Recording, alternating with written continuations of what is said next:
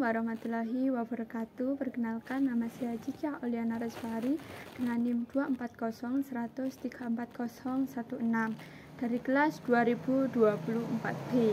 Nah, tujuan saya membuat video ini itu untuk memenuhi tugas UAS mata kuliah Filsafat Pendidikan Nonformal. Lalu program PNF yang akan saya buat yaitu pelatihan kewirausahaan membatik bagi ibu-ibu PKK.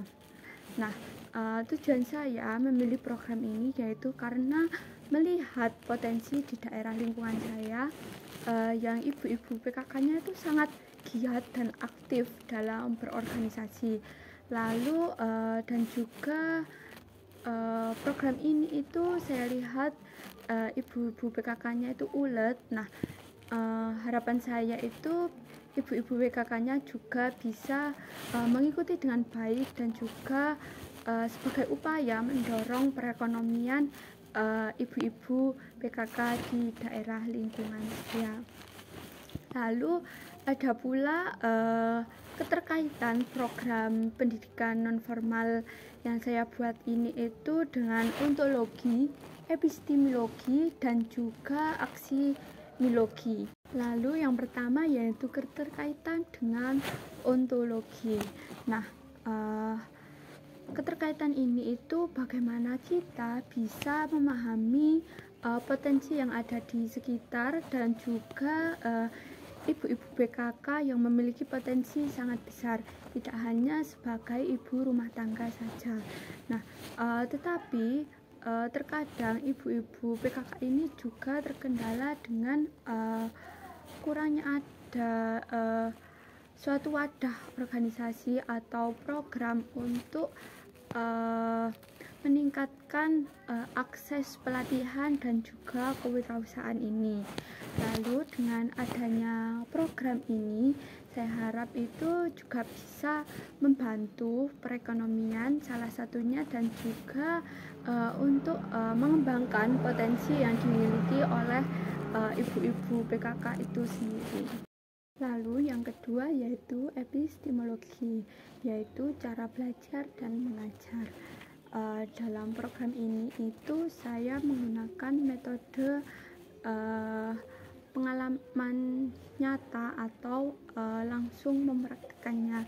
Jadi bagaimana ibu-ibu ini tuh langsung diajarkan pengalaman nyata seperti menggunakan canting, lalu memilih motif yang akan dibuat membatik itu dan juga mengecat dan sampai produk ini itu siap dijual.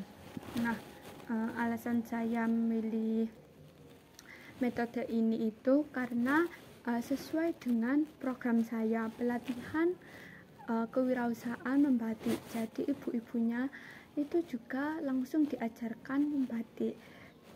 Jadi pengalaman ini itu bisa digunakan oleh ibu-ibu PKK karena dalam pembelajaran orang dewasa itu menurut saya lebih cocok jika diterapkan kayak pengalaman nyata atau langsung mempraktekannya. Jadi ibu-ibu PKK itu tidak hanya sekedar mendengarkan dan mencatat saja, tetapi bisa langsung mempraktekannya secara nyata.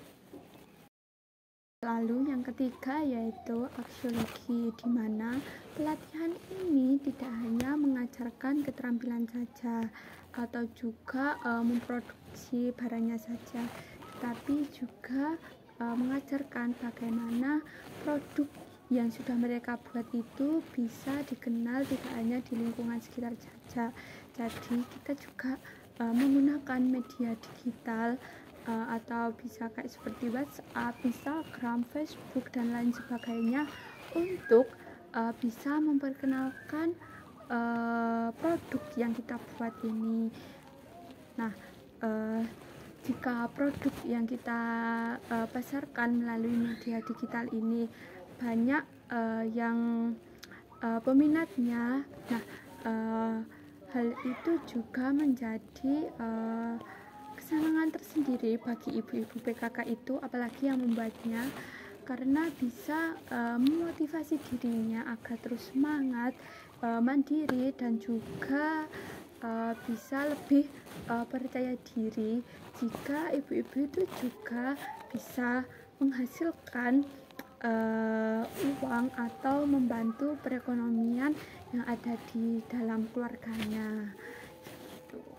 Jadi dari pelatihan ini dan beberapa penjelasan yang sudah saya jelaskan tadi, itu saya menarik kesimpulan bahwa pelatihan ini itu juga penting untuk ibu-ibu PKK karena yang pertama dalam makna ontologi, yaitu kita meningkatkan potensi besar yang ada atau yang dimiliki oleh ibu-ibu PKK untuk kita kembangkan. Lalu dalam makna epistemologi, yaitu kita menggunakan metode pelatihan, yaitu pembelajaran nyata atau praktik, karena kita anggap cocok dan sesuai jika diterapkan dalam pembelajaran orang dewasa.